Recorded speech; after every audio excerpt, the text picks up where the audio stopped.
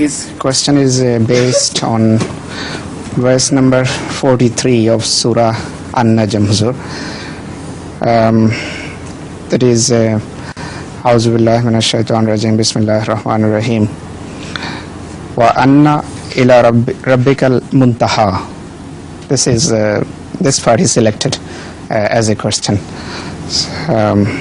He says this is not at all clear to me. What is the subject here? It's quite clear and simple. Everything ends up with Allah, and everything is decided ultimately by Allah. Ila rabbikal Muntaha means this, that whatever you do, the end product belongs to Allah. Got it now? Not clear.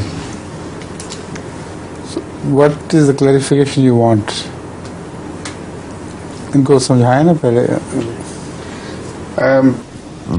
He read in some translation that they used the purpose and cause of everything is in the hand of your This is wrong. Lord. Muntaha means the end of everything is in the hands of Allah, not the cause.